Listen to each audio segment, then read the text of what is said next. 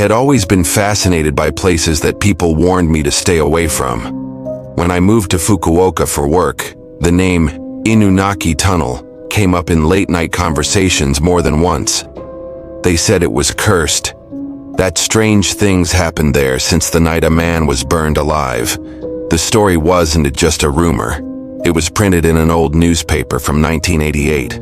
A factory worker named Koichi Umeyama had been attacked by a group of young men and set on fire inside that tunnel. It was real, and that made it worse. One cold Sunday evening, I decided to drive there.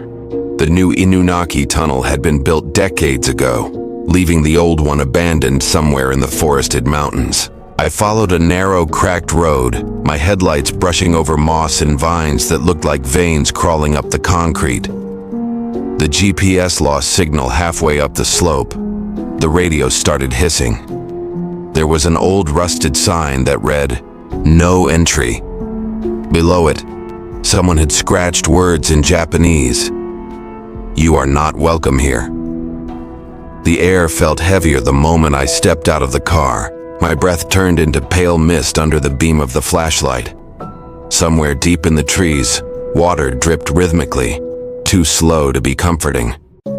The tunnel entrance appeared suddenly, half swallowed by weeds and shadow. Its archway was covered in black mold. I could still see the faint outlines of old warning signs, their paint eaten away by years of damp wind. I shined my light into the darkness, and it seemed to go on forever. The first few steps echoed back at me, hollow and cold. I tried not to think about the fact that this was where Koichi had screamed for help 30 years ago. I only came here to see it, I told myself, just to see. The walls glistened as if they were sweating. The deeper I went, the colder the air became until my fingers began to sting.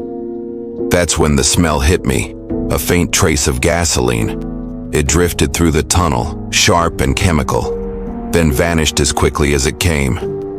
I turned around, expecting to see someone, but the only thing behind me was darkness. The flashlight flickered once, then steadied. The silence was heavy, but not empty. Every few seconds there was a soft metallic tapping somewhere ahead, like someone dragging a pipe along the wall. I told myself it was just water, or maybe an animal, but it was too rhythmic. 3 taps, a pause, 3 more. When I reached the midpoint, I noticed that my phone screen was glowing faintly, though I hadn't touched it. The signal bar was gone. The music app had opened by itself, playing nothing but static. I held the phone to my ear, and through the hiss, I thought I heard a faint voice. It was impossible to tell if it was male or female. Just a single word, drawn out slowly, almost like a sigh. I stopped breathing for a second. My light caught something on the floor, a small puddle of dark water reflecting the beam like a mirror. And in that reflection, just for a heartbeat, I saw a silhouette behind me. It was thin, hunched, as if crawling. When I spun around, the tunnel was empty. My heart was beating so loud I could feel it in my ears. I started walking faster, trying to find the exit. That's when the tapping turned into footsteps, following the same rhythm as mine. I broke into a run. The air grew warmer suddenly, the smell of gasoline stronger, choking. My vision blurred for a moment as the walls seemed to pulse, breathing in and out with me. Then, from somewhere deep in the tunnel, came a sound that froze me completely. A scream, raw and human, echoing through the darkness. It wasn't far. It was coming from the same direction I had just been. The scream stretched into a distorted cry, then broke off with a sound like rushing air. I stumbled out of the tunnel, gasping. The night outside was colder than I remembered. My car's headlights were still on, cutting through the fog that had rolled in while I was inside. The forest was silent. No insects, no wind, nothing. Just the faint smell of smoke lingering in the air. As I drove back down the mountain, The radio suddenly came alive again, catching a station mid-sentence. A calm voice spoke in Japanese, something about the Inunaki murder anniversary. I turned it off immediately. The road seemed longer than before. Every time I checked the rearview mirror, I half expected to see someone sitting in the back seat, their face hidden by the dark.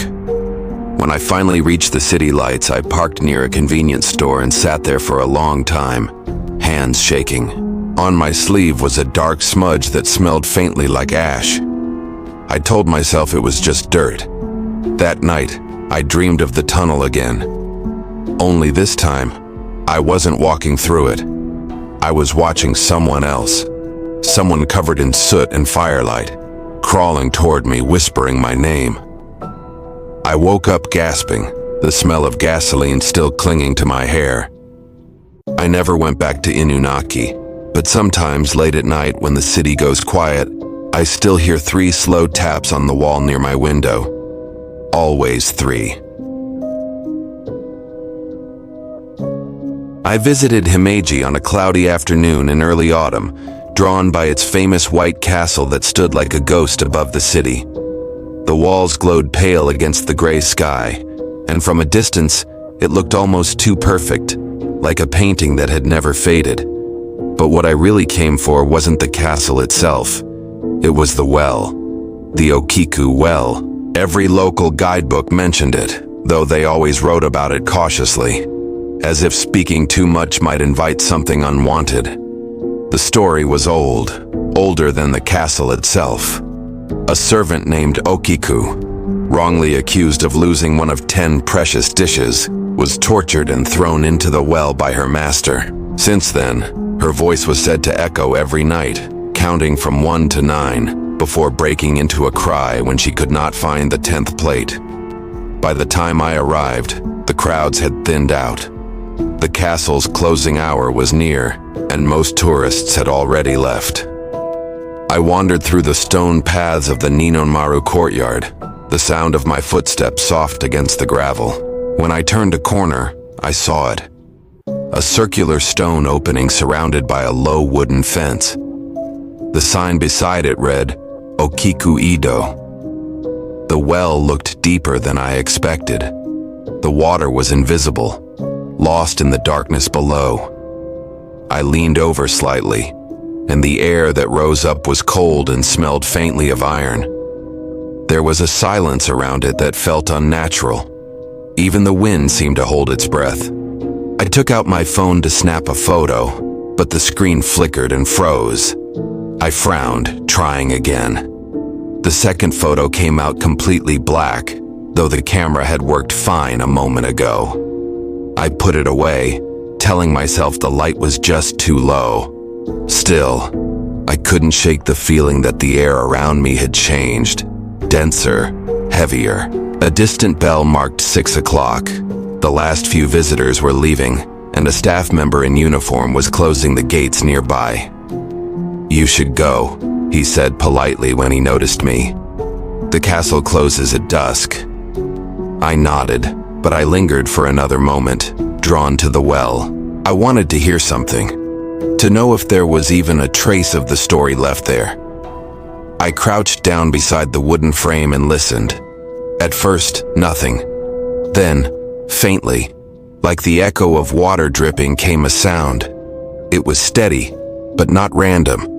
It had rhythm, deliberate rhythm. 1, 2, 3, 4, 5, 6, 7, 8, 9. The 10th never came. The last number dissolved into a soft, broken sob that made my stomach tighten. I stood up too fast, my flashlight slipping from my hand and rolling against the stones. When I bent to grab it, I caught sight of something moving in the dark water below. A ripple, circular and slow, spreading outward even though nothing had fallen in. I whispered, "Okiku," before I could stop myself. The air answered with a sigh. Not a voice, but something close. A low, breathy sound that made the wooden rail creak under my fingers. The reflection of the sky on the surface shimmered strangely. as if the water were trying to form an image. For a brief second, I thought I saw a woman's face. Wet hair clinging to her cheeks, eyes open wide with sorrow. Then the reflection shattered as if disturbed from below. The wind returned suddenly, cold enough to sting my skin. I stumbled backward, nearly tripping on the uneven stones. When I looked again, the water was calm, perfectly still. The evening light had dimmed to blue, and the castle above seemed quieter than before, as though the walls themselves were listening. I didn't wait for the guards to tell me again. I walked back toward the exit, my steps quick, trying not to glance behind me. Just before I left the courtyard, I heard it once more, softly, carried by the wind. 1, 2, 3. I froze. It was distant but unmistakable. The counting continued until 9, then silence. My throat went dry. I turned around, but the courtyard was empty. The last rays of sunset painted the stone path a dull red, like dried blood. I hurried out through the main gate, the heavy wooden doors closing behind me with a final echo. Outside, the city noises rushed in. Cars, laughter, a street musician playing a tune. It all felt unreal, like waking from a dream that had clung to me too long. At my hotel that night, I couldn't sleep. The sound of dripping water came from somewhere near the bathroom, though the faucet was tightly closed. I turned on the light, and the sound stopped. I sat on the bed, listening, waiting. Then, faintly, from the hallway beyond the door, came the same pattern again. 1, 2, 3. I didn't open the door. I waited until morning light filled the room before I dared to move. The next day when I checked my phone, the photos I'd taken of the well were gone. The entire folder had vanished, as if I'd never taken them. Only one file remained, a single blurry image that looked like rippling water with faint white streaks across it. When I zoomed in, I realized they weren't streaks. They were shapes, numbers, 9 of them. I deleted the photo and left Himeji before sunset. But sometimes when I wash dishes at home and count them before putting them away, I stop at 9 without meaning to. My hands freeze, waiting for a 10th that isn't there. And in that brief, silent pause, I hear a whisper from somewhere deep inside me, almost tender, almost pleading, counting along with me. I was driving alone through the mountains outside Kyoto, following a narrow road that twisted like a dark ribbon between the trees. The GPS had marked a shortcut through the Kiyotaki Tunnel. Locals had warned me about it, but I laughed it off at first. To me, it was just another piece of folklore, one of those haunted spots that fill tourist blogs. It wasn't until I saw the sign at the entrance that I hesitated. The metal plate above the tunnel read 444 meters. The number 4 in Japanese is pronounced shi, the same word for death. My hands tightened on the wheel. The traffic light at the mouth of the tunnel blinked red and green in slow rhythm, controlling the one-way passage. I waited for it to turn green, listening to the ticking of the hazard lights echoing off the walls. When the light changed, I took a breath and drove in. The darkness swallowed everything within seconds. My headlights brushed over cracked concrete and damp patches that looked like stains spreading from the past. The walls were close enough to make me claustrophobic. Water dripped from above in irregular intervals, the sound sharp and metallic. About 100 meters in, the radio crackled. I hadn't turned it on, but a faint voice whispered through the static, like someone mumbling from inside the speaker. I turned the volume down, but the voice didn't stop. It rose and fell, almost rhythmic, then faded into white noise again. I could feel my pulse matching its pattern. Something about the air felt wrong. The temperature dropped, my windshield fogging from the inside. I wiped it with my sleeve, but for a split second I thought I saw a reflection that wasn't mine. A shape sitting in the back seat, just a darker patch within the dim light. When I turned around, the seat was empty.